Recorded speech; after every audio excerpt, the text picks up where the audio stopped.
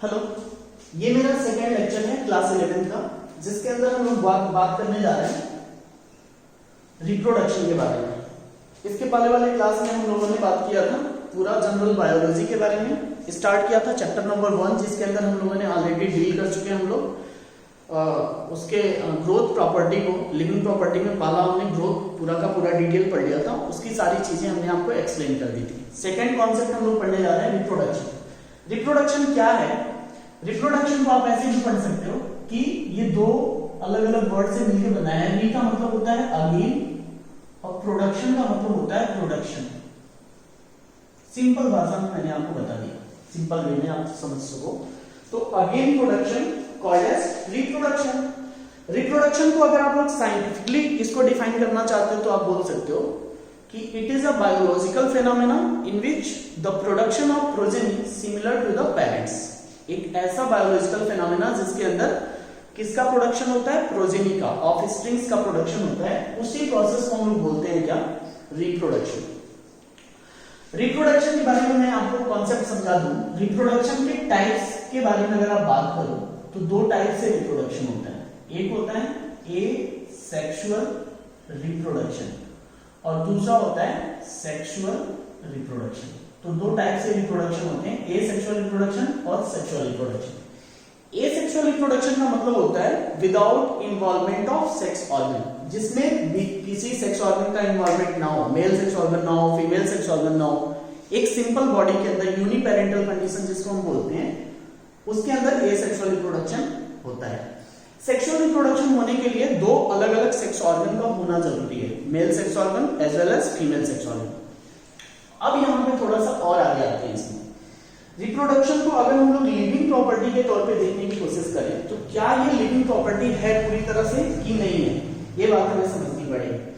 जब भी हम लोग इसके बारे में बात करते हैं कि क्या रिप्रोडक्शन लिविंग प्रॉपर्टी है कि नहीं है, तब आपको मैं कॉन्सेप्ट समझाता हूं। दो चीजें हैं जो हमें क्लियर रखना है। एक टर्म होता है जिसको हम लोग बोलते हैं प्रोडक्शन, और एक दूसरा टर्म होता है जिसको हम बोलते हैं रिप्रोडक्शन। देखने में, सुनने में दोनों एक जैसा लगता है, प्रोडक्शन रिप्रोडक्शन। हम भी तो बोल रहे हैं प्रोडक्शन ऑफ न्यू ऑर्गेनिज्म। तो फिर ये दोनों अलग कैसे हैं समझिएगा। प्रोडक्शन जो मैंने लिखा हुआ है, प्रोडक्शन किसी भी चीज का हो सकता है, प्रोडक्ट कोई भी बन सकते हैं। ये नॉन लिविंग भी हो सकते हैं। कैसे हो सकते हैं? Non living. फॉर एग्जाम्पल अगर हम लोग बोले कि एक पेन फैक्ट्री है, एक पेन की फैक्ट्री है, इस पेन फैक्ट्री के अंदर पेन आप बना सकते हो, एक बार बना लिए, और बनाना है तो और आप पेन बना सकते हो। तो जितना आप पेन चाहो उस फैक्ट्री से प्रोडक्ट के फॉर्म में ले सकते हो, बना सकते हो। ठीक है, फैक्ट्री से तो पेन बना लिया, क्या इस पेन से मैं बोलूं कि फिर से पेन बना के दे दो, तो आप जो पेन है आपके पास, जो प्रोडक्ट आपने लिया है फैक्ट्री से, क्या उस पेन से पेन बना सकते हो? नहीं बन सकता है।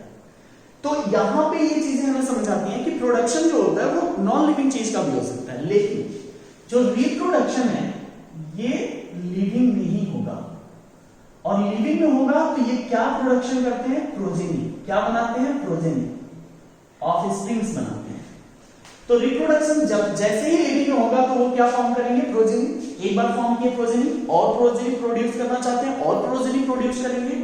यहां पे मजेदार बात यह है कि आपको बार बार प्रोडक्शन के लिए प्रोजेनी की जरूरत नहीं है।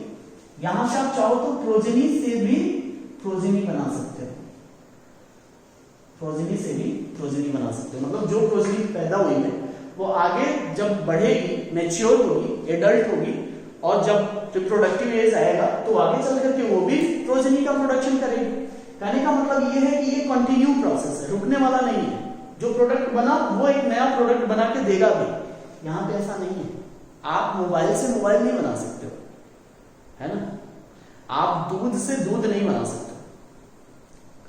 तो यहां पे इन दोनों में यही बेसिक डिफरेंस है जो आपको समझना है। तो रिप्रोडक्शन क्या होता है ये मैंने आपको एक्सप्लेन किया। इसके अलावा मैं आपको बताऊं, रिप्रोडक्शन को लेकर के एक कॉन्सेप्ट दिया जाता है। बोला ये जाता है कि रिप्रोडक्शन कभी भी, मतलब नेचर ने ये बोला है कि रिप्रोडक्शन हमेशा सिमिलर स्पीसीज के बीच में होना चाहिए, सेम स्पीसीज के बीच में होना चाहिए, है ना? कभी भी रिप्रोडक्शन जब किसी दो डिफरेंट स्पीसीज के बीच में होता है तो वो फोर्सफुली होता है और उसका जो रिजल्ट आता है वो खराब हो सकता है। फॉर एग्जाम्पल मैंने लिखा है म्यूल्स, मैंने एक और एग्जांपल लिखा है worker honey bee, worker Honey. एक और लिखो infertile human beings, infertile human beings. तो ये जो मैंने एग्जांपल लिखे हैं ये सभी के सभी लिविंग तो हैं, लेकिन ना तो म्यूल्स पैदा कर सकता है, ना तो वर्कर हनी बी पैदा कर सकती है, ना तो इनफर्टाइल ह्यूमन बींग्स पैदा कर सकते हैं। लेकिन तीनों के तीनों लिविंग हैं, खाएंगे भी, दौड़ेंगे भी, सब कुछ करेंगे जो ये ह्यूमन करता है, लेकिन एक ह्यूमन करता है या एक लिविंग ऑर्गेनिज्म करता है, लेकिन ये रिप्रोडक्शन की प्रॉपर्टी शो नहीं करेंगे। और एनसीईआरटी ये बात बोलती है कि जितने रिप्रोडक्शन सिर्फ लिविंग ऑर्गेनिज्म ही कर सकते हैं, नॉन लिविंग कभी भी रिप्रोडक्शन नहीं करते।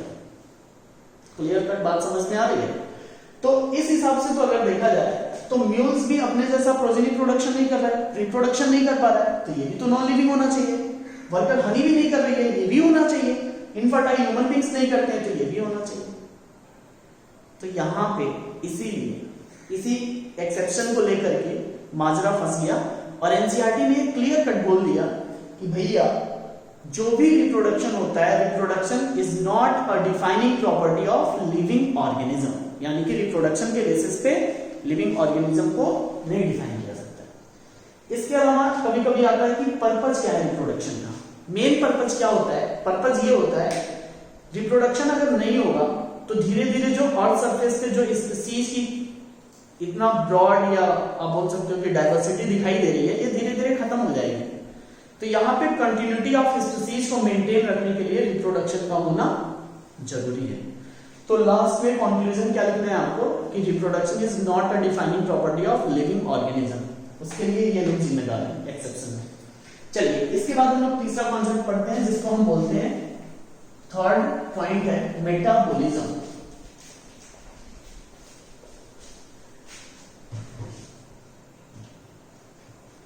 चलिए तो थर्ड पॉइंट है जिसको हम लोग बोलते हैं मेटाबॉलिज्म। मेटाबॉलिज्म क्या है? मेटाबॉलिज्म के बारे में याद रखिएगा कि जितने भी लिविंग ऑर्गेनिज्म पूरे अर्थ सरफेस पे प्रेजेंट हैं, सबके अंदर मेटाबॉलिज्म होना ही होना है। कोई ऐसा लिविंग ऑर्गेनिज्म नहीं है जिसके अंदर मेटाबॉलिज्म की प्रॉपर्टी ना होती हो। तो जो मेटाबॉलिज्म होता है, मेटाबॉलिज्म को कैसे आप डिफाइन करते हो? लिख सकते हो sum of all the chemical reaction, sum of all the chemical reaction taking place within a cell,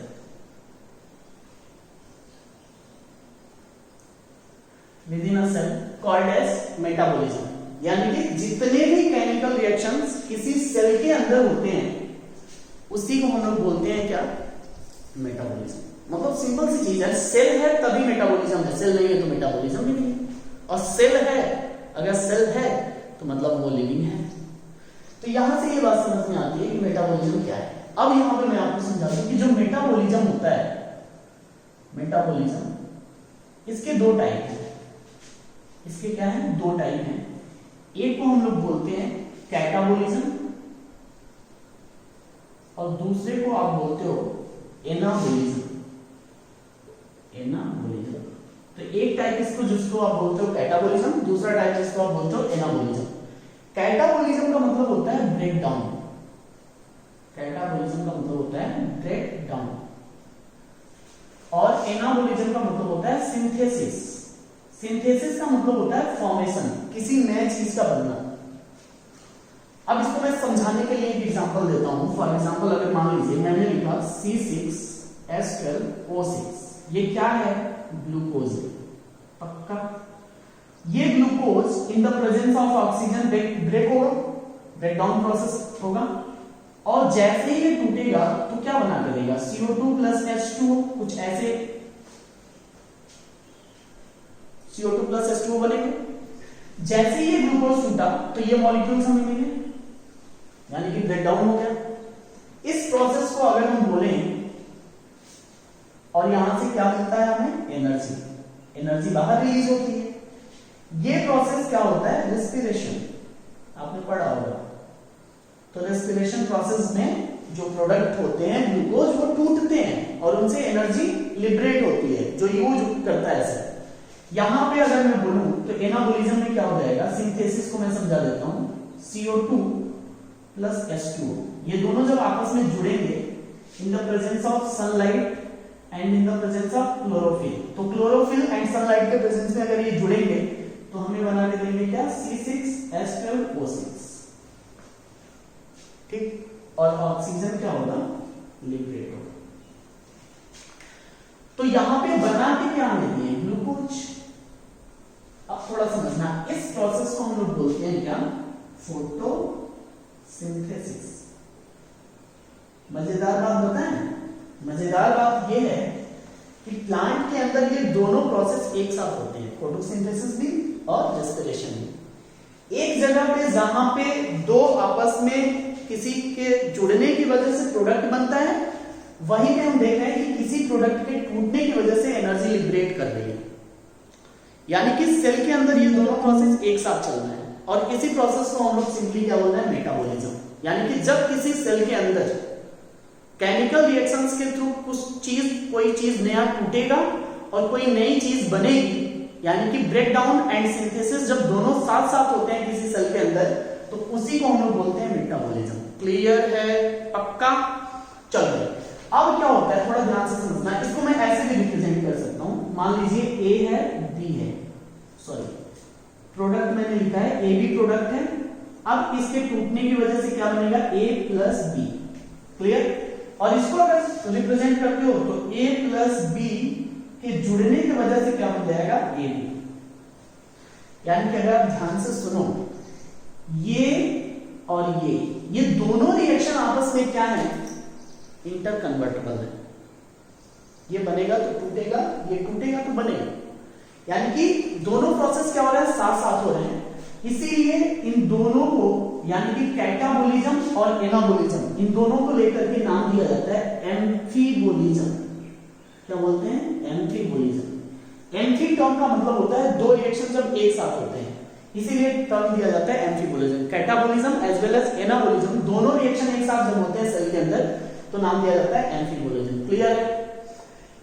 ये केवल लिविंग ऑर्गेनिज्म के अंदर होंगे, लेकिन नहीं यहां पर एक साइंटिस्ट थे, उन्होंने क्या किया, इसको लेबोरेटरी में करने की कोशिश किया। ये जो प्रोसेस हो रहा है इसको हम लोग बोलते हैं इन वीवो।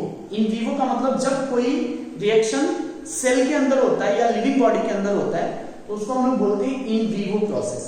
और जब वही रिएक्शन सेल के बाहर होता है, यानी कि मान लीजिए लेबोरेटरी में आप करते हो तो उसको बोलते हो इन विट्रो। तो एक साइंटिस्ट थे जो इन वीवो यानी कि इस प्रोसेस को उन्होंने क्या करने की कोशिश किया, लेबोरेटरी के अंदर करके देखने की कोशिश की। उन्होंने क्या किया, एक स्टैंड लिया ऐसा और उस स्टैंड से एक बीकर लगा दिया ऐसा। इस बीकर के अंदर उन्होंने क्या डाल दिया, पानी, बहुत सारा पानी कर दिया। और इस पानी के अंदर उन्होंने क्या डाल दिया, एक छोटा सा ब्रेड का टुकड़ा डाल दिया। ये ब्रेड का टुकड़ा है। और इस टेस्ट ट्यूब के अंदर उन्होंने एक एंजाइम डाल दिया जिसका नाम है टाइलिन एंजाइम। क्लियर। अब होगा क्या, ब्रेड का टुकड़ा तो इसमें तो स्टार्च होता है, तो ब्रेड के अंदर यानी कि इस ब्रेड के अंदर जो स्टार्च है वो स्टार्च टूट रहा था और टूट के क्या बना रहा था, ग्लूकोज। क्यों, क्योंकि यहां पे एक एंजाइम प्रेजेंस है, टाइलिन एंजाइम। तो अब देखो हमारी बॉडी में भी यही होता है, अगर हमारा टाइलिन एंजाइम सीक्रेट ना हो सैलिवरी ग्लैंड से तो ये ग्लूकोज नहीं बनाएंगे, टूटेगा ही नहीं। सेम रिएक्शन आप देख रहे हो कि वहां पे टेस्ट ट्यूब में भी हो रहा है। तो क्या जो हमारे बॉडी के अंदर हो रहा है वही रिएक्शन टेस्ट ट्यूब में हो रहा है, क्या ये रिप्रेजेंट नहीं करता है क्या कि हाँ ये भी एक तरह से क्या है, लिविंग प्रॉपर्टी है।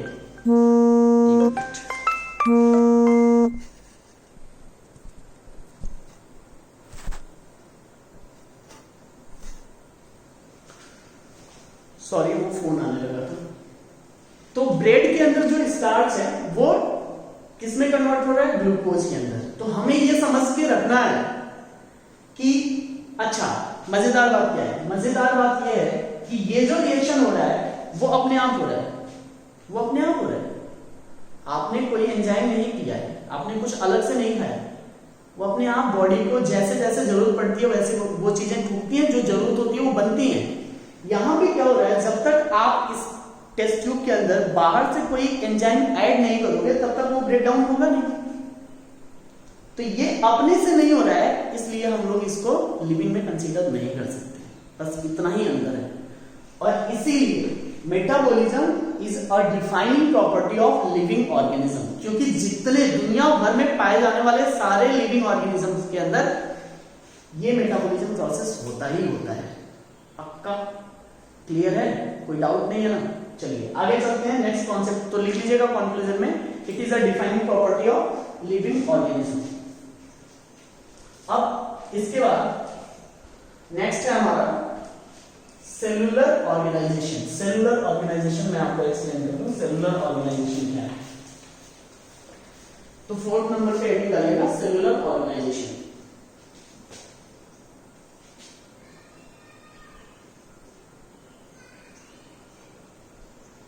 सेलुलर ऑर्गेनाइजेशन अगर हम लोग समझें तो आप ये बोलते हो, बहुत ही छोटे क्लास से हम लोग पढ़ते आ रहे हैं कि हमारी बॉडी जो होती है वो सेल से मिलकर बनी होती है। All the living organism is made up of cell and cells, यानी कि हमारी बॉडी जो है उसका जो स्मॉलर यूनिट है, स्ट्रक्चरल एंड फंक्शनल यूनिट है, उसे हम लोग क्या बोलते हैं? सेल। अगर सेल नहीं है तो हम भी नहीं है। तो हमारी जो ओरिजिन है, जो उत्पत्ति है, वो किसकी वजह से है? सेल्स की वजह से। और जितने भी लिविंग ऑर्गेनिज्म है उनके अंदर सेल्स ही होते हैं। बिना सेल के कोई लिविंग ऑर्गेनिज्म एग्जिस्ट नहीं कर सकता है। तो यहाँ पे सेलुलर ऑर्गेनाइजेशन में हम लोग पढ़ते क्या है कि कोई भी मॉलिक्यूल्स जो होते हैं, micro molecules as well as micro molecules, वो आपस में जब एग्रीगेट करते हैं तो क्या फॉर्म करते हैं? सेल।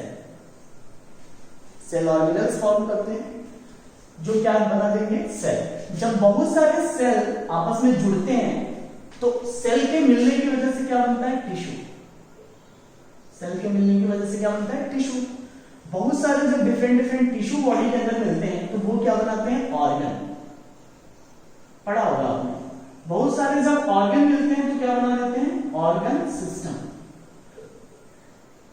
क्या बना देते हैं? Organ system. और बहुत सारे डिफरेंट ऑर्गन सिस्टम जब एक बॉडी के अंदर प्रेजेंट होता है तो वो बना के देता है हमें ऑर्गेनिज्म। समझना, ये हायरार्की है जो हर एक लिविंग ऑर्गेनिज्म के अंदर होता है। हमारी कहानी जाइगोट से स्टार्ट होती है ना?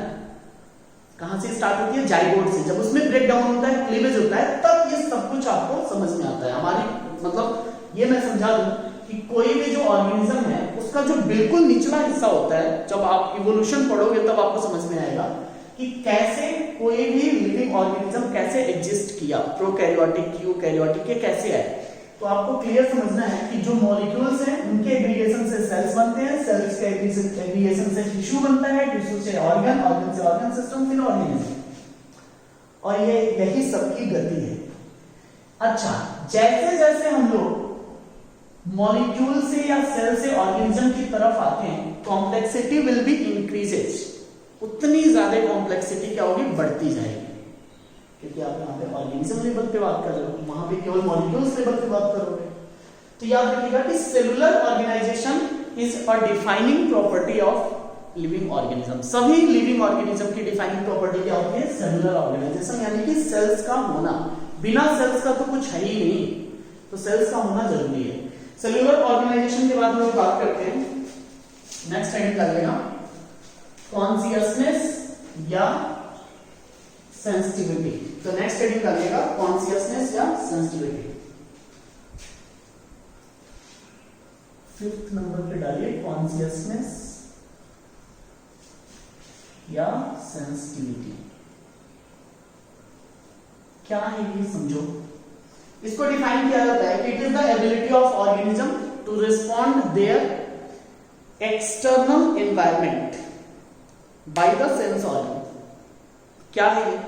कहने का मतलब यह है कि हमारे जो सेंस ऑर्गन होते हैं उसके थ्रू हम लोग क्या करते हैं, अपने एक्सटर्नल एनवायरनमेंट को रिस्पॉन्ड करते हैं। जैसे मान लीजिए हमें कोई जब बुलाता है तो हम हाँ ना बोलते हैं, हमने उसको रिस्पॉन्ड किया। मैंने पंखा को बोला रुक जाओ तो रुक गया, नहीं रुका।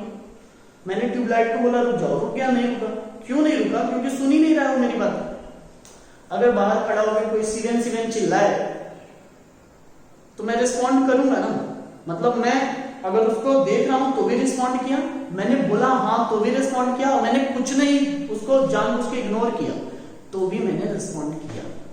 तो कहने का मतलब ये है कि जब भी हम किसी एक्सटर्नल फैक्टर को रिस्पॉन्ड करते हैं, उसी प्रॉपर्टी को हम कॉन्शियसनेस बोलते हैं, अलर्टनेस बोलते हैं, अलर्ट हो जाना।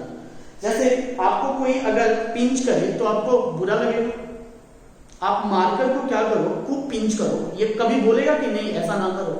आप इसको गुदगुदाओ, ये हंसेगा क्या? नहीं हंसेगा, क्योंकि इसके अंदर कोई सेंस ऑर्गन ही नहीं है। आपको अगर गुदगुदाया है तो आप हंसोगे, क्योंकि आपके अंदर सेंस ऑर्गन प्रेजेंट है। तो कहने का मतलब ये है कि सेंस ऑर्गन हमारे सेंसिटिविटी को रिप्रेजेंट कर रहे हैं। आप आंखों से देखते हो, कानों से सुनते हो, जो टंग है उससे टेस्ट लेते हो, ये क्या है? ये सब कुछ सेंस ऑर्गन ही तो है। तो बिना सेंस ऑर्गन के हमारी लाइफ पॉसिबल नहीं है। यानी कि सेंस ऑर्गन, एक एनसीईआरटी ने क्लियर कट बोला भी है कि ह्यूमन बींग्स एक ऐसे इकलौते हैं जो सेल्फ कॉन्शियसनेस रिस्पॉन्ड करते हैं, सेल्फ कॉन्शियसनेस शो करते हैं। यानी कि जितने भी ह्यूमन बींग्स हैं वो सेल्फ कॉन्शियसनेस उनके अंदर होती है। सेल्फ कॉन्शियसनेस का मतलब आप बहुत तेज दौड़ते हुए जा रहे हो, अचानक पैर के पास कांटा पड़ता है तो आप पैर हटा लेते हो, तो ये सेल्फ कॉन्शियसनेस ही है। समझ में आ रहा है मेरी बात? लेकिन अगर हम लोग इसको समझने की कोशिश करें तो आप ऐसे समझो कि क्या ये क्वांटिटेटिव प्रॉपर्टी है या क्वालिटेटिव प्रॉपर्टी है। मतलब क्वालिटी को रिप्रेजेंट कर रहा है कि क्वांटिटी को रिप्रेजेंट कर रहा है। बहुत सारे लोग बोलते हैं क्वांटिटी को, मैं बोलता हूं क्वालिटी को, सॉरी बहुत सारे लोग बोलते हैं क्वालिटी को। ये क्वालिटेटिव प्रॉपर्टी है, लेकिन नहीं, ये कैसी प्रॉपर्टी है? क्वांटिटेटिव, क्वांटिटी को रिप्रेजेंट कर रहा है। जीरो है, कोई रिस्पॉन्स शो नहीं करेगा, कोई कॉन्शियसनेस नहीं होगी। +10, +20, 30, 50, 60 है ना, +100 मैक्सिमम। यहां पे कौन है? हम लोग हैं। मतलब सबसे ज्यादा कॉन्शियसनेस किसके अंदर है? हम लोगों के अंदर है। हमसे थोड़ा सा कम किसका है? प्लांट्स का, एनिमल्स का है। एनिमल्स से थोड़ा सा कम किसका है? प्लांट्स का है। प्लांट से थोड़ा सा कम किसका है? माइक्रोब्स का है। तो जैसे जैसे हम लोग नीचे आते जाते हैं, जैसे जैसे नंबर कम होता जाता है, वैसे वैसे कॉन्शियसनेस भी कम होता जाता है। मेरी बातें समझ में आ रही है? अब क्या होता है, एक यहां पे एक्सेप्शन दिया हुआ है आपके एनसीईआरटी के अंदर, और नाम दिया हुआ है कोमा। कोमा में जब आदमी चला जाता है तो रिस्पॉन्ड नहीं करता है। आप उसको मार डालो, हंसाओ, रुलाओ, कुछ भी, वो रिस्पॉन्ड ही नहीं करेगा आपको। तो कोमा का मतलब क्या है? कोमा का मतलब जीरो के बिल्कुल करीब है। यहां पे वो कोमा वाला आदमी बैठा हुआ है। मतलब एक भी यूनिट थोड़ा सा कम हुआ तो उनका कहानी खत्म, पर लोग सिधार जाएंगे, रिस्पॉन्स शो नहीं कर रहे। तो मरा तो नहीं है, लेकिन जिंदा होते हुए भी रिस्पॉन्ड नहीं कर रहे। तो इसलिए इसको कॉन्शियसनेस के अंदर रखा जाता है। तो ये एक्सेप्शन के तौर पर हम देखते हैं कोमा को, लेकिन पूरी तरह से आप ये नहीं बोल सकते हो कि वो मर चुका है। उसके अंदर कुछ ना कुछ एक्टिविटी तो अभी भी होती रहती है। यह है कि बहुत सारी एक्टिविटीज नहीं होती। तो याद रखिएगा कि ये एक तरह से क्वांटिटेटिव फिनोमेना को रिप्रेजेंट करते हैं कोमा वाले। तो कोमा के बारे में ये बोला जाता है, सॉरी कॉन्शियसनेस के बारे में ये बोला जाता है कि कॉन्शियसनेस कैसी प्रॉपर्टी है? लिविंग प्रॉपर्टी है। It is a living property. ठीक है, तो defining property of the living organism consciousness को रखा गया है। फिर भी एक एक्सेप्शन याद रखिएगा, कोमा। क्लियर है? तो पार्शियल तौर पे आप इसको देख सकते हो, कंप्लीट नहीं देख सकते हो। चलिए इसके बाद हम बात करते हैं। अच्छा, सेंसिटिविटी को एक चीज और मैं समझा दूं। सेंसिटिविटी जैसे मान लो, चलो छोड़ो जाना, तो एक एग्जांपल आ रहा है। 6 नंबर पे मैंने लिखा हुआ है डेथ। डेथ क्या होता है?